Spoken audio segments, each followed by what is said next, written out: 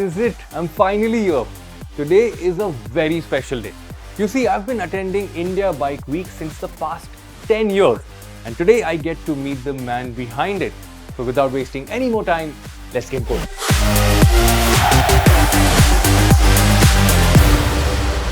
Finally, flesh and bone, Martin Da Costa. First and foremost, how are you, Martin? You know, I'm very well. Yeah. I hit 55 a couple of months back, but good. Good to be here. Yeah. So the time that we're recording this, we're about a week away from India Bike Week. Yeah.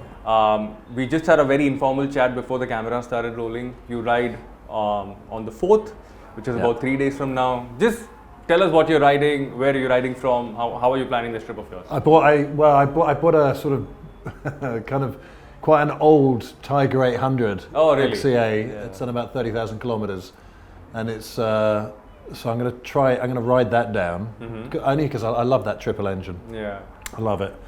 So normally I go down the coast, but I don't have time this year. Yeah. So I'll just zip down.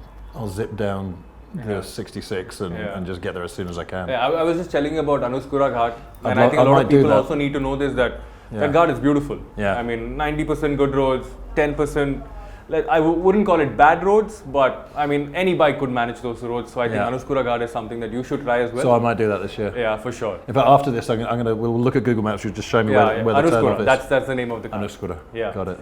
Okay, Martin, before we get into India Bike Week, motorcycles and stuff like that, I want to turn back the clock and understand you as a person. Right. Who was Martin like, as a kid? Were you always into motorcycles, or did someone get you into motorcycles? What was early life like? Motorcycles never even touched me until I got to India. Really? Yeah. So I got to India when I was 25 in 1995 and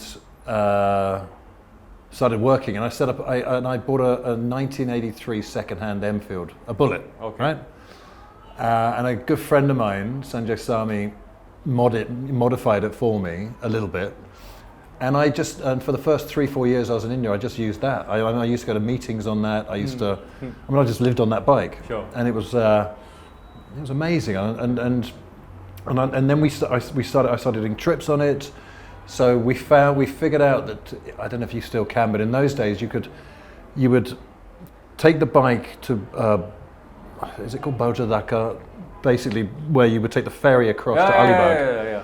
And they put the bike over this little narrow plank of wood and then put it on the ferry. On a fishing boat, and you'd go across, and then you could ride across the beach from Alibag all the way up to Rivdanda. That's right. Right, on the sand. Yeah. And you'd cross these rivers, and it was just an adventure. And then we used to camp in Kashid Beach. Right. And then later we started going down to Goa on the bike. We started Pune and North and so on, Daman and Diu. Right. So the biking thing started from there, really.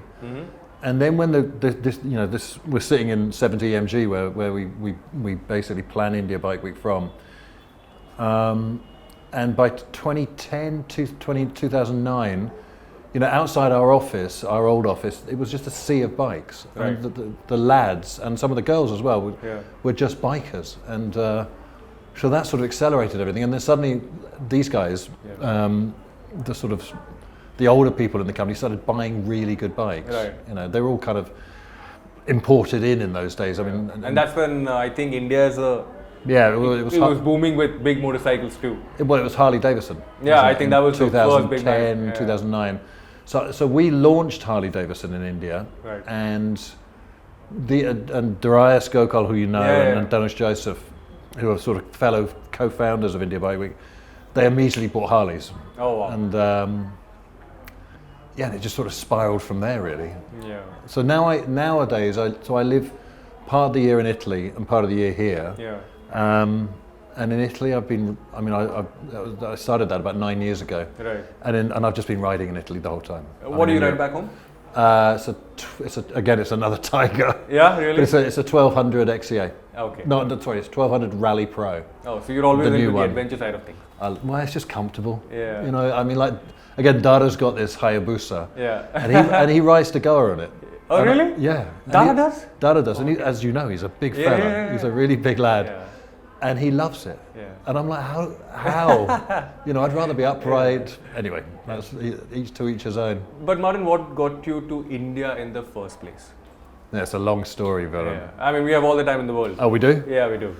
So I was working in London at quite a she sports marketing agency, and this young Indian lad started working with me there, and he took me to a party in Hampstead. Mm-hmm. And I didn't really even, I was 20, like I said, I was 25 years old. And it was this massive house. It was August 25th, I remember. Massive house, all fairy lights and this music, there's Bollywood music coming out of it, which I'd never really heard before. And he says, come on, I'll introduce you to the owners of the house. And it turned out to be Amitabh Bachchan and his brother Ajitabh Bachchan. No way. And I met them, and 2 days later, and I spent about half an hour, 45 minutes at this party talking to them. Okay. About, what they were like, what do you do? And you didn't know who? I didn't know who the hell they were at all. Oh, no. Okay. 4 days later, I get a phone call and an offer to set up an agency for them in India, in Mumbai. Okay. And they offered me all this money and stuff, and I said yes. I mean, I was just desperate to get out of London. London's just expensive. And so I said yes, and so literally within a week of that party, I was landing in Mumbai, and I went to, again, you've got to remember I was 25, yeah. So I end up on Marine Drive at the old Intercontinental Hotel. Well, and in the basement of the hotel there was a nightclub called RG's. Okay. I don't know if you'll be too young to remember. Yeah. We're talking 30 years ago. Yeah. And I went down. It was like 9 o'clock at night. I went down to the club. 30, 40 people, 100 people just partying, and I met these 25, 30 people down there. And they said, come to Goa, and I was like, what's Goa? Yeah. And so they took me to Goa the next day. It was a Friday, and they took me to this party in Arambol on the beach, this rave, which went on for 3 days. Okay. And I just remember sort of 6 a.m, just face up in the Arabian Sea with the sun rising over the mountain, over Goa, just thinking, this is amazing. I'm not leaving this country, and I haven't. For 30 years now. Wow. That's the story. Yeah. And then I just kept building. I left there. I still left them to set up my own business after about 6 months or something. Yeah. And that's the business we have here. Yeah. That wasn't a long story. Let's go. Well, I've compacted it. Compressed it. Yeah. A lot happened. Yeah. But what made you stay back in India? It's just the vibe, the people, the culture, the food. What was it? The people. Yeah. The people. It's always the people, right? Yeah. Everything else is scenery. Food is food. I mean, obviously, food in India is the best food in the world. We all know that. And India's this truly stunning place. I mean, especially if you're not Indian, if you come from outside of India, it's the last genuinely different place left on earth. Maybe outside of Tokyo or Japan. Right. And it's colourful and it's exciting but it's the people. Yeah. I always said that you like if you live in London, which I did for about 4 or 5 years before I came here, you have to make plans with people weeks in advance. Everyone's got their diary and all this. Here, right from the start, and it's still true today, if I'm in South Mumbai or if I'm in Delhi near Defence Colony or whatever, and I've got 2-3 hours to spare, just make a phone call. I'll go to someone's house. Someone will make me a cup of tea. I'll have a shower. I'll get a call from, hey bugger, what are you doing? I'm not there. Wait, I'm coming. I'm like, I've got to go to my meeting. I'm like, It's like that. And my best friends are all in India. My wife is Indian. My kids are super proud of being half Indian. Wow. So So you're stuck around. Yeah. What else to do? Awesome. So 70mg's been around for what, 30 years now? Yeah, about 27 years, 28 years. Okay, so as much as this is a podcast, it's also an episode of Meet the Leaders, where we meet people like you. Right. Now, when you started things off, you're obviously given a certain direction, but you rose up the ranks, if I can call it that, and became a leader, right? How was that initial phase like for you? I was lucky because, I mean, it's you cut to 1997, right? Mm-hmm. And there's maybe 5 or 6 agencies. There's Wizcraft. Event agencies, right? There's Wizcraft, there's Fountainhead, there's a few others. Yeah. And I got lucky in 2 ways. One is that I met people from Coca-Cola and from MTV and Channel V and stuff like that. And they started giving us work immediately. That was one piece of luck. And then the second piece of luck is that pretty much the first 4 or 5 people I hired are all people you know. Right? Tanush Dara? Tanush, Dara, no way. Xerxes, Kainaz. Wow. And so they're my co-founders, if you like, at 70, and we're all partners in the company, and the 5 of us together have stuck together for 27, 28 years, and that's partly, I suppose, good management or whatever, but it's also luck, right? I mean, it's just like marriage is luck, if you like. Having kids is luck. Will your kids love you when they're 18? Sometimes it's luck as much as anything else. And so the fact that we've been able to stick together, the fact that we've been able to build this business to 200 people, and it's Mumbai, New Delhi. So there are 200 people in this office? Not in this office, and in the New Delhi. So you've got another office as well? In Delhi, yeah. Wow. So business is booming. I mean, business is business, right? It goes up and down. It's, everything looks rosy one day, suddenly COVID happens and it goes to zero, right? In the click of fingers. And again, that's where your relationship with people comes in, right? That's where the loyalty that you share, that has to go both ways, right? Their loyalty to me, my loyalty to them, and everyone else in the company. And without that sense of shared mission, without that sense of having gone through tough times and great times as well, and spent time together, right, building things. Without that, it's very difficult to cope with those sort of shifts in fortune. I always tell this to my team as well. When a ship's sailing, a ship will sail both on easy water as well as rough water. But the ship has to continue sailing. So, and everybody on that ship, we're tied together. So we are in this one boat traveling together, and I think that's a really nice way to put it across. I've also heard this from people, that you're a people's person. You are very involved with everybody in office, and you like to talk to people, and you're one of them. What do you think of that? Like people have made a certain impression of you. Do you like that? Of course. I mean, what's not to like? Yeah, for sure. If people like you, it's great. Do you know, there's a difference. It's a bit of a stupid analogy, right? But there is a difference between American soldiers and British soldiers when it comes to the crunch. American soldiers, British soldiers, they're down to their last bullet. They're surrounded by enemies. They think they might die. They'll look at each other and they'll make a black joke, and they'll find the humour in the situation, right? They'll say, okay, well, come on, let's just go and get these fuckers. Let's just do it. And that sense of humour in adversity, right? And that ability to try and have fun no matter what's happening, and to try and enjoy the moment, even if it's a really dark moment, right? That's really important in our business, because our business, it's really grim sometimes. Really? Yeah, I mean, like you'll see at India Bike Week, there'll be kids out there that'll be at India Bike Week that won't sleep for 3 days or 2 days. And it's hot, and they're covered in dust, and they're doing really rough work. But you'll see them with a smile on their face. Right? And you'll see when 2 70 MG people walk past each other at a festival and they're running that festival, you'll see them give each other energy. Right? You'll see them do the high five and the come on. It's that energy which I think sets us a little bit apart from a lot of other agencies or a lot of other organizations. So that's important, and if you can inculcate that across your organization, right, along with complete professionalism, obviously, then you tend to go a long way, right? You tend to do quite well. That's an awesome way to put it, because I believe in energy as well. And I think it's important to have a good energy, especially when a big thing is coming up. So I can sense the energy in office right now as well, as people gear up for India Bike Week. Well, a lot of them are already there. They're already in Goa? Yeah, half of them are already. Well, you know how we are. We've got about 5 events going on between now and India Bike Week. Across the country. People are traveling. People are all over the place. Okay. Let's get to India Bike Week. Right. How did India Bike Week start? That's a really, so again, it's a could be quite a lengthy story. I'll shorten it. Sure. So we launched Harley Davidson in 2010, right? And Harley Davidson at the time was run by this amazing guy called Anup Prakash. Yeah, Anup Prakash. Do you remember Anup? Yeah, of course. He's a lovely guy, right?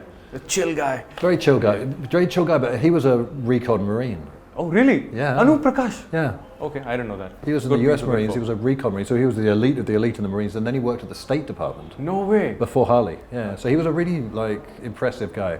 Anyway, Anoop was a great guy, and he and I got on really well. And we're sitting in a bar, a cigar and whiskey bar in Delhi, right in 2012, right?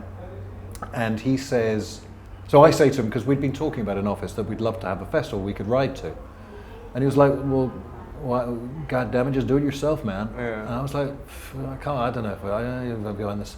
You know, this. I said, I can't see Suzuki or Hero or these guys sponsoring a motorbike festival. So he said, we'll do it. Yeah. Harley will do it. I was like, really? Mm. He was like, yeah, man. And he said, call it India Bike Week. I said, that's a crap name. Yeah. It was a lousy name. He was like, no. He says, we'll all be riding down. It'll take a week to get there. Yeah. Then 2-3 days, and it's a good name, man. And I was like, India Bike Week, IBW. Yeah. I was like, okay, yeah, all right. We'll just stick with that because I don't think names are terribly important anyway. And that's how it started, right? So he gave us some money. It wasn't much, but some money. And we then designed it and produced it. You weren't at the first one, were you? No, I was there the first one, yeah. So I remember turning up to it and being like, wow, because the boys had got a bit overexcited. Okay. Right? And I didn't really, and I'd said to them, just make it great. Yeah. I didn't really look at the budget, just make it great. Yeah. Because we're going to keep doing this for the next 20 years. Yeah. And it was big, right? It looked really big, and about 3,000, 4,000 people turned In up. the first year? Yeah. Oh, that's a big number for the first. It was for a the first big year. number. Yeah. It was very Harley dominated, obviously, Right. because they were the Yeah. only real sponsor that came in. And kudos to them, because we said to them afterwards, and it was a big. We all loved it. Everyone had a great time. Yeah. We said to them afterwards, we can't grow this thing if you're going to take all the sponsorship and all that stuff. We have to get the other manufacturers in. And luckily, Triumph, Ducati, all these other international brands launched the next year. Yeah. And so they came in, and it was and suddenly it became India Bike Week, right, as opposed to the Harley Bike Week. Yeah. And then it just started growing from there. We just started building it from there. But did you have any other name in mind before you all sort of decided on India Bike Week? Not really. I mean, we'd been talking about it for about 2 years by that point. Yeah. How we should do it. We couldn't figure out a way of paying for it. Yeah. Because we knew it was going to cost a lot of money. We didn't have a lot of money at the time. We don't have a lot of money generally, right? Yeah. Money's money. It's difficult to come by. Yeah. But I think a decade later it sounds catchy. I mean, well, everyone's got used to it. Yeah. I mean, that's the thing about names, right? Yeah. It really doesn't matter. I mean, like Yeah. Alphabet, Yeah. which is what Google's called its holding. Yeah. I mean, it's a stupid name, isn't it? Yeah. Google. Yeah. It's a stupid name. I'm a big MotoGP fan. Right. And MotoGP recently changed their logo. Right. And everybody on the internet is like, oh, well, it doesn't look good and all that. Yeah. But in about a year's time, everybody's just going to be so familiar with it. And Yeah. I think that's the thing with names too. I mean, Dude, well, I wonder what they're going to say about Jaguar. But anyway, we'll see. No comments. I'm not a car guy, so I'm not going to comment on that. We'll see. Yeah. But 10 years, or let's say 11 years, without the year in COVID, and you're going to have 10 editions. Yeah. 10 long editions. Yeah. In retrospect, what do you make of it? I mean, it's been a joy. I mean, I've always said to the guys, I want to be 95 years old if I live that long on a walking stick, to walking into India Bike Week and seeing it, man. Because it's been a joy, right? We've seen the growth. When we launched India Bike Week, I've always said this. I always thought it was about 4 or 5 years too early. Yeah. Genuinely. Because when we launched what made you think that? Well, in the sense that there was probably 20,000 people with big bore bikes. Okay. Over 500cc.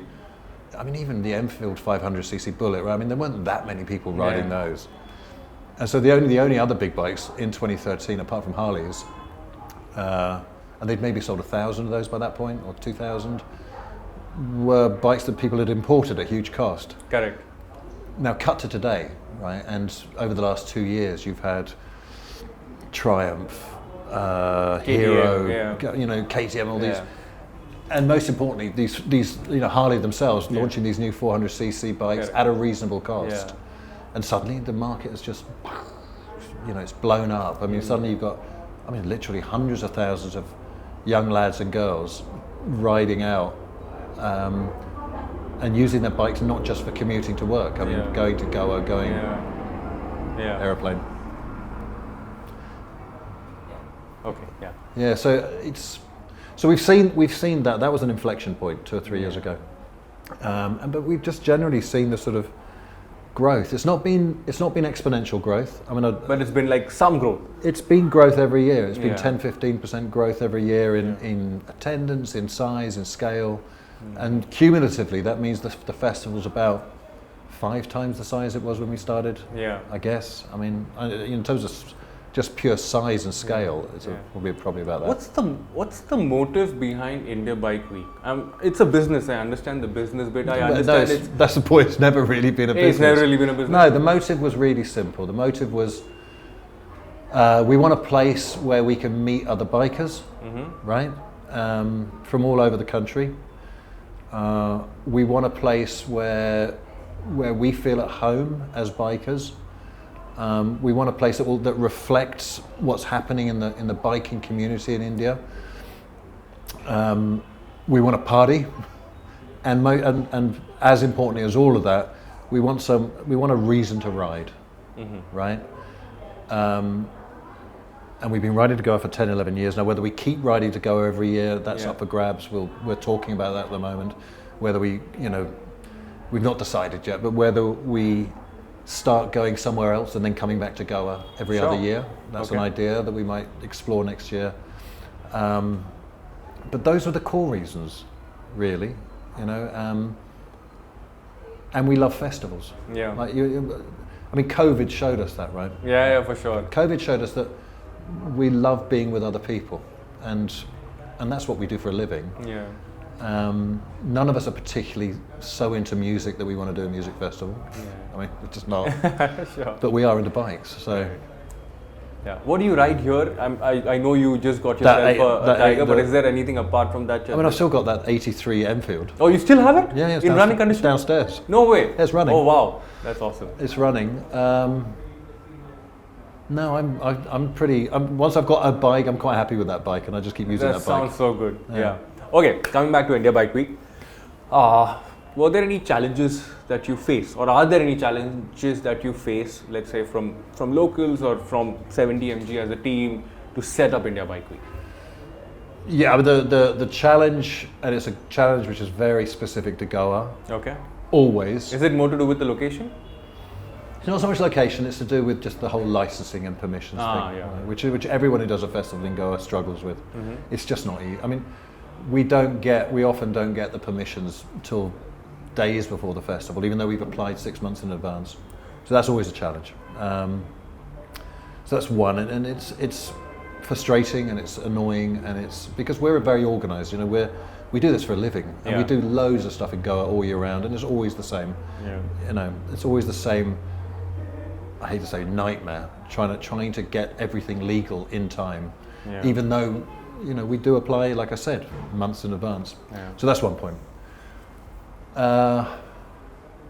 Not really many other challenges. Not really? It's we do a lot of festivals anyway, right? We do the Kalagata Art Festival, we do the Red Fort Festival in Delhi. I mean, so we're used to dealing with lots and lots of people in one place.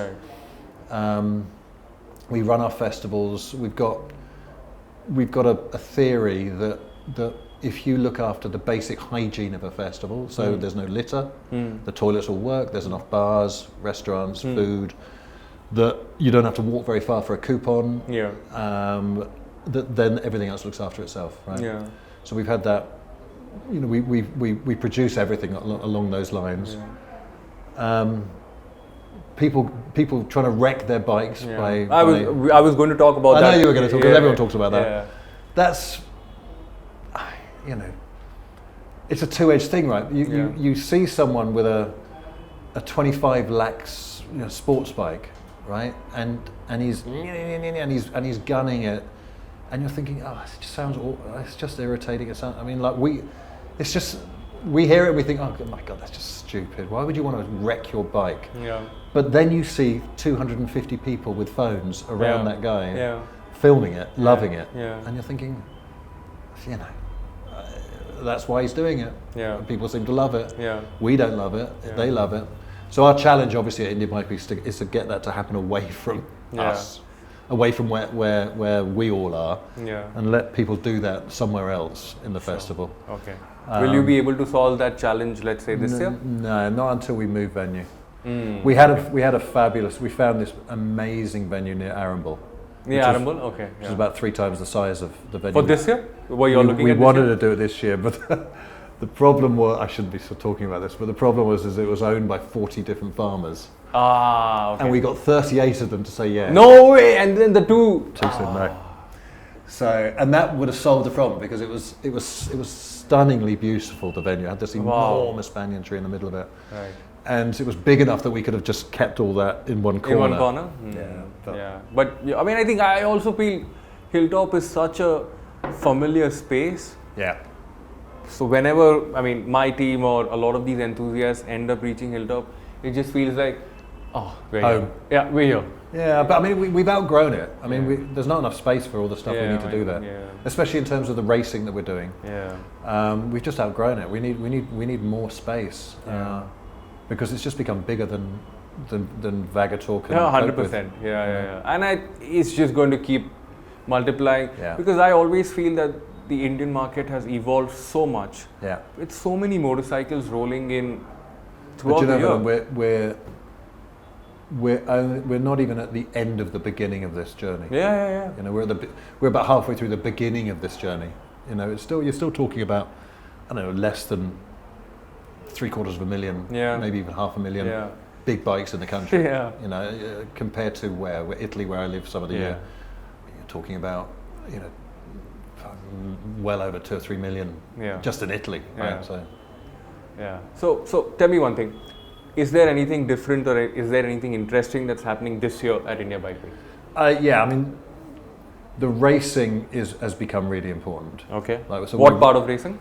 Well, so Harley for the first time we've got Harley Davidson's coming in with their flat track. So FMSCI is coming in to do that properly. Okay. So we've got proper institutional racing support.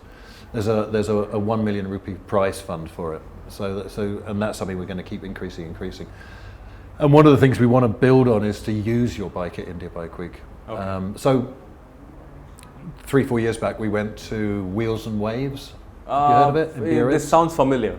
Yeah. So what Wheels and Waves is, the festival itself is tiny. It's just a couple of streets of shopping, right? Yeah. And a bit of music. Yeah.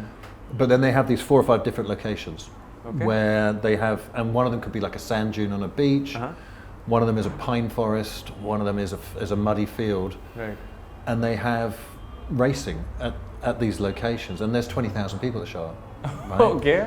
And you'll see, and it's vintage bikes. It's classic and vintage bikes on the whole. Right. So you'll see guys with a 1924 Harley, right? Racing.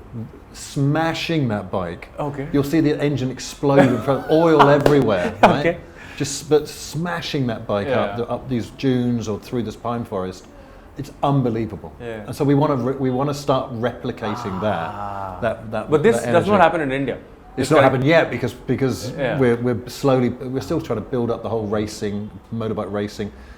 I'm not talking about MotoGP. I'm talking about sort of amateur racing scene. The local racing scene. The local racing, and so we're really excited about that. You know, and the hill climb, the mud rush, all that stuff that we're doing. So the regular things continue, Martin. The regular things continue. The music's got better, Divine, etc. There's, I think, 85 more brands now selling stuff at the festival. So the shopping's got bigger. You know, there's whatever we've done, everyone else then goes ahead and copies, right? Yeah. Whether it's Motoverse or the other one, they just they replicate what we do. But to really revolutionise the festival, we need a new venue. Okay. And that's the need of the hour. That'll happen over the next 2 or 3 years. Okay. Martin, I want to talk about IBW and stories. You know, when people meet, as a motorcyclist, I have a story. As a motorcyclist, you have a story, and so many other motorcyclists have stories to share. You've been to 10 editions of India Bike Week. Is there a story that really stands out? Oh no, you're putting me on the spot. Yeah, just one that you remember so vividly that it gets you goosebumps. I mean, there's been so, you know, there's like last year there was a guy who was terminally ill, right, and he had 4 months left to live, right, and his wife contacted us and said, you know, he's been to the last 5 IBWs and he wants to come to the next one. And can he come? We were like, are you crazy? And so we flew him out. We brought him in. You know, we got an ambulance for him. He came to India Bike Week.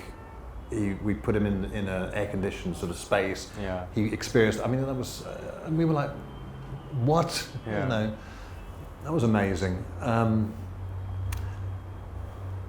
there's been all the people that have come to the big trip and talked about their journeys around the world. Yeah. You know,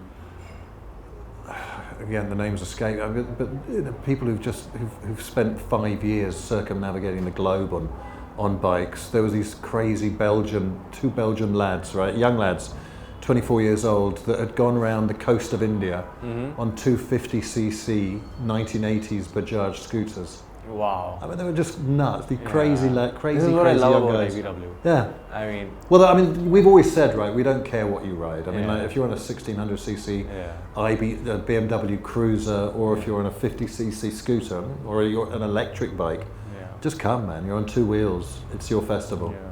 It's not our festival. It's yours. But I think my favorite one was, it's not really a story about any one person, but it was 2021 December. We'd all been locked in our houses for 2 years, and around about September they were starting to ease the lockdowns, and we said to, and we were just getting calls, right, letters, are you doing it, are you doing it, Yeah. and we were like, I mean, is it even legal to do it? Yeah. And so we did a bit of research. We spoke to the government, and we got the COVID rules, and we announced it with a month to go. We said, listen, we're going to roll the dice. They might cancel it on us. We rolled the dice. We did it in Lonavala up at Ambi Valley. Ambi Valley, yeah. The airstrip. At the airstrip. We had to restrict it, I think, 3,000 people, 3,500 people. The tickets sold out in a day. Yeah. And it was just this beautiful event. You were there, weren't you, Varun? It was my favorite IBW. Well, it's my favorite. As much as I love Goa, but the Ambi Valley one was special because, I mean, rightfully, as you said, we were in our homes for a really long time. I'm an enthusiast. I love motorcycles to the point that I don't like cars. So for me to just be able to step out and attend a motorcycling festival and meet other people. It was so much fun. Plus it was like Pune, I stay in Pune, so from Pune to Ambi Valley was reasonably quick. Yeah. And I think the venue as well. On one end you had drag racing happening. Yeah, you had. On the other side you had food and music and artists and just motorcycles. You had IBW at one end, didn't you? Oh, it was so much fun. Rongom's Valley. So we did it with Rongom, his Valley. Yeah, Rongom. Yeah. It was amazing. It was amazing. And you know, people. It was just this beautiful energy there, wasn't it? Yeah. And it was a roll of the dice, and we got away with it. We were the only festival that happened that year. Right. I mean, I think we were. I think so. Yeah, that we were the only festival that happened that year, which was another India Bike Week. Yeah. But it was beautiful, you know, and that was a great memory. Yeah. On Meet the Leaders and you know this setup, the leaders usually spill a secret. Right. Yeah, and we were having a chat before the camera started rolling. Yeah. About a scoop that you might want our viewers to listen to. What's that, Martin? So it's a festival. It's an idea that we've been working on for forever, for 4 or 5 years. And this can go live, right? I mean, there's no embargo on this, or no. We're just making everything clear. We're full on. We're full on with it. So in the 3rd weekend of February next year, 2025. Get ready for India's motoring festival, Generation Speed. So it's the first edition of Generation Speed. It's going to be, I mean, we think it's going to be the biggest motoring festival in Asia eventually.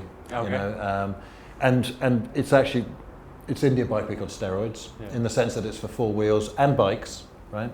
But mainly 4 wheels. And at the essence of Gen Speed, is that it is in year 1 250 of the greatest cars and some bikes, but mainly cars in India, and that could be, you know, a 1926 Mercedes Cabriolet, or it could be the latest Lamborghini, or it could be a Formula 1 car, or it could be will be in fact, the best modded cars in the country.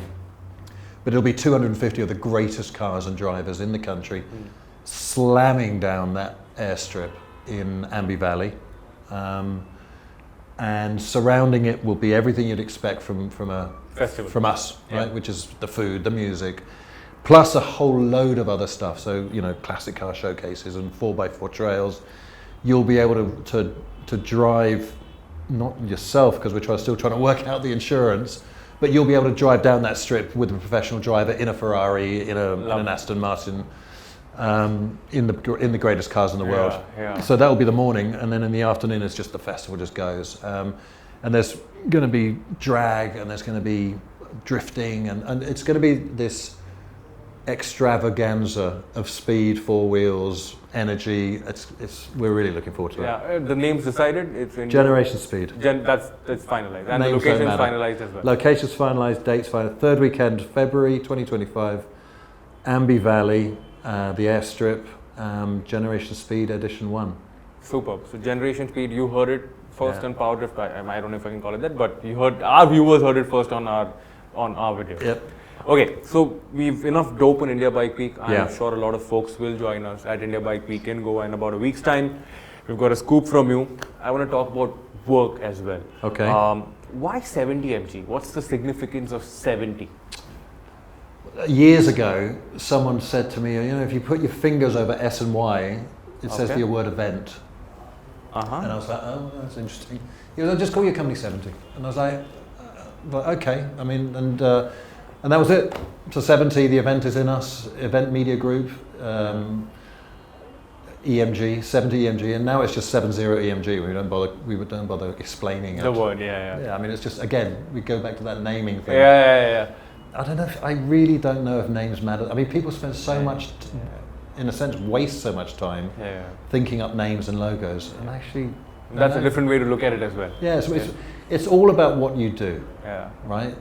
If what you're doing is great, and you keep doing what you're doing, and it keeps on being great, then people are going to remember your name. Yeah. Otherwise, they'll just forget it. Doesn't matter what you call yourself. What makes you tick, Martin? I mean, when we are talking about motorcycles, cars, events, and life in general, there's a certain sense of enthusiasm from you. What makes you tick? Do you know, I love working with the people that work here at 70, right? And I love what they do. I love watching them work because they're amazing. I mean, there's no way I can do what 99% of the people at 70 do. I mean, so I love that. I love standing on that stage, or even backstage, not on the stage, but backstage, and just watching that massive crowd at India Bike Week on a Saturday night. You know, there's 25,000 people, 30,000 people, just going nuts and just loving what's happening. Even the all of that. I love it when an event ends, right? Because it's the greatest feeling in the world.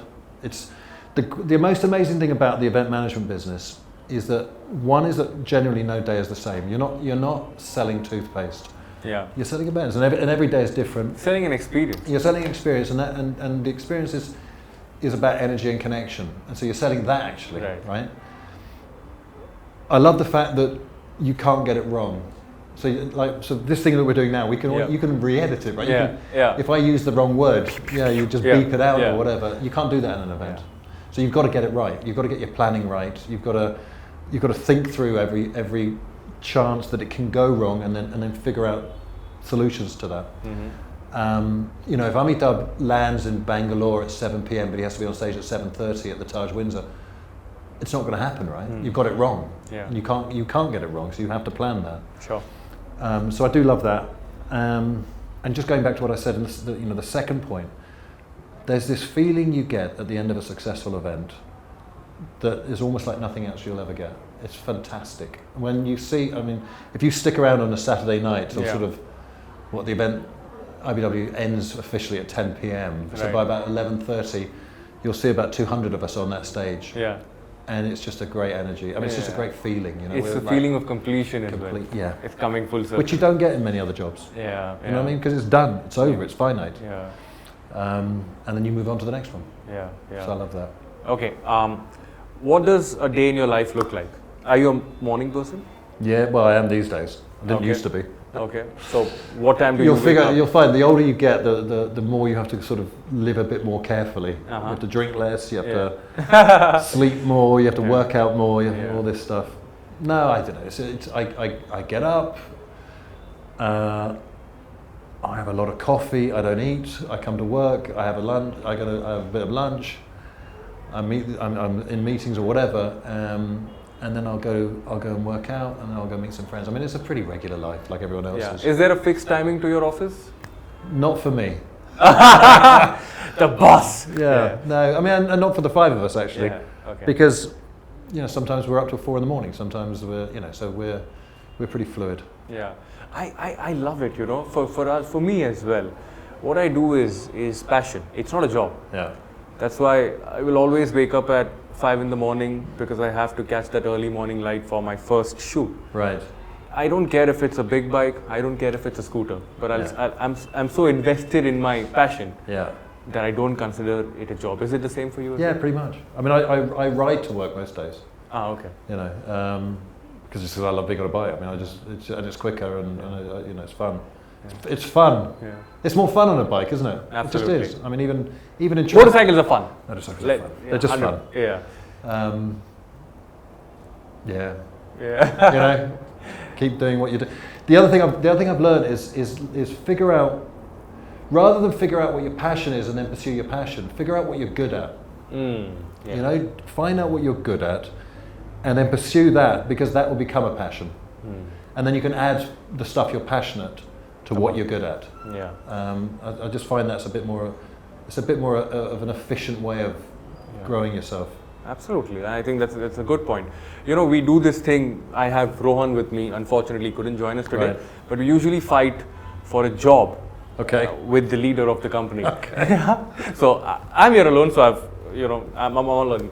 But I want to ask you this: if someone has to apply for a job at, let's say, 70 mg, right? What do you look for in a person as a leader? I mean, I hate to say experience, but experience doesn't. I mean, it depends what sort of job, obviously, right? Let's say an event manager. I mean, that's the first thing. The thing is, we hire a lot of people every year, right? And it's the usual process, right? People send a CV in, and then they phone, and then they go through our HR. It's the usual process? It's the usual process, right? I mean, and it has to be, because it's a lot of people we're talking about. And obviously, the more senior the position, the more time we spend on that person before they join the company. But then what happened? Actually, it's not the hiring of the person. It's not the process leading up to the person working here that's important. What's important is the first 6 to 8 months. Right. Because what happens, right, is that you never quite know who anyone is, right? And they could be 10 years of experience with a high fancy job, and they've got, with a great company, and then they come here. And again, I use the army analogy, right? So the way I see it is, it's kind of, again, special forces in a sense. Mm-hmm. You join the SAS or Delta or whatever, the Green Berets, right? And you're suddenly put it into an environment where everyone around you is super serious, but relaxed, right? And non-political, and they just want to it's all about getting the job done. Now, in that sort of environment, not everyone succeeds that well. Some people are more political than others. Some people want to sort of hide behind other people. Some people are too alpha for that environment. They want to take over. Yeah. And what tends to happen over the course of sort of 6 to 8 months is that this winnowing process happens. Is that they'll either stick and will take them to the next level of their career, or they'll be spat out because they just can't. They're not good enough, or they're just not.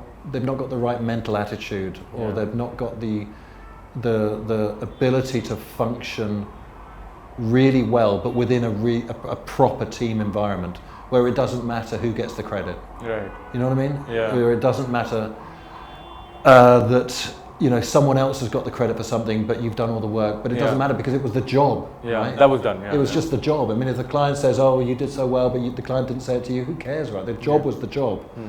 But for some people, that's really important, right? It's not for most of the people at 70. Yeah. We're and we have to be just about getting the job done perfectly and then moving on to the next one. Got it. And staying focused on working well together. Got it. Working well together is more important than working well with the client often. Got it. Right? Because we're going to be working well together over the next 5 to 10 years. Yeah. The clients will come and go. Not everyone's used to that environment.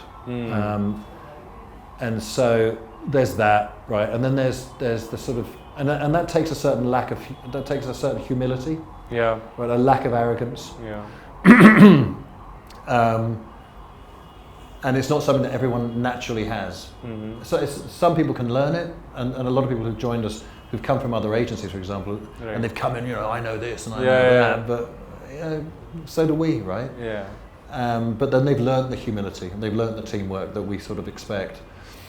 So to my mind, that's more important. It's who you are. Yeah. So I think for people who are looking at this episode and want a job at 70, you exactly know where you have to go and how you have to function. I think Martin's given the blueprint for you guys. You have to be good. You have to be good, yeah, absolutely. You have to be prepared to work hard, and you have to have a sense of humour. Oh yeah, for sure. So if you can make Martin's funny bone tickle. No, not mine. Yeah? I'm irrelevant in this organisation. Yeah. They're the folks. Okay. Yeah. Martin, we'll move into a rapid fire. Yeah. Oh Okay. God. Okay, let me sit properly. Yeah. Okay. Chai or coffee? Coffee. Breakfast or no breakfast? No breakfast. Veg or non-veg? Both. India or Italy? India. Books or TV? Books. Which is your favorite book? It's a series by Patrick O'Brien about sailors in the Napoleonic War, and it's unbelievably good. You've seen Master and Commander, the movie? I'm afraid not. Russell Crowe, No. Master and Commander. I'm too young for that, Martin. No, it was out 5-6 years ago. Ah, okay. Maybe I must have missed it. Yeah. Ridley Scott, he did Gladiator, okay. 2. Anyway, Yeah. that's based on this series of books. They're unbelievably good. Okay. Favorite movie ever? Oh shit. Favorite movie ever. It used to be Casablanca. Okay. Would you believe it? Yeah. Dude, I don't know. I don't watch movies anymore. I really Okay. don't. Favorite TV series ever? Seinfeld. Seinfeld. Yeah. Okay. Favorite motorcycle? I have to say that 1200cc Rally Pro Tiger Is your favorite in Rome motorcycle? is If you had all the money in the world to buy one motorcycle, which one would it be? that would be it. I mean, I can't think of a better bike. Really? Really, Okay. Motorcycles or cars? bikes.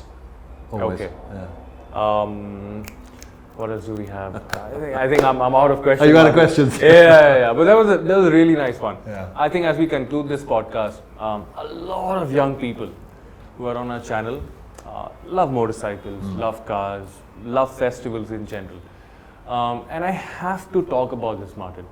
As an enthusiast, it deeply aches me to see motorcycles being destroyed at festivals. Yeah. How can we as people fix it? Or is there a fix to it? Just before you Yeah, came in this today, Danush and I were talking about this. Yeah. And because we do this newsletter, we do this newspaper at India Bike Week, Yeah. and we have to. T and I have to write a sort of welcoming note. And T was like, "I'm telling people to grow up," and I was like, "Dude," I said, "I'm not sure if that's the right approach, about this issue, Yeah. about people destroying their bikes by." Yeah. I said the right approach, I think, is just to make it uncool. It's just uncool, right? I mean, it's uncool to trash a 24 lakh motorbike, right? It's just, even if you can afford it, Yeah. even if you can afford to replace the engine on that bike, why would you do it? I mean, it's wasteful and it's uncool. And if you're doing it, it probably sounds really cool to you and it sounds really good, and also to those 100 people around you, they love it, but everyone else around you thinks it's uncool. It just is. It is uncool, right? I mean, it's wasteful. Yeah. And that's what, and especially in 2024, I mean, waste is something that we should all be fighting. Sure. I think that's the way to fight it, really. Yeah. I don't really want to be the guy that says you can't do this or you Yeah. can't do that. I mean, we're not those. Yeah. It's not our festival. It's their festival as much as anyone else's festival. Absolutely. So to start prohibiting people from having fun at India Bike Week is completely against I mean, if what we it's their believe. idea of fun, it's sure. I mean, it's their bike, their money, but I think it's. I love motorcycles. Yeah. And I wish I had all the money to. I 100% agree with you. I think it's uncool. Yeah. So hopefully, I mean, as we progress with every motoring festival year I think after it'll year, stop. I mean, I think we've seen it die down a bit anyway. Mm-hmm.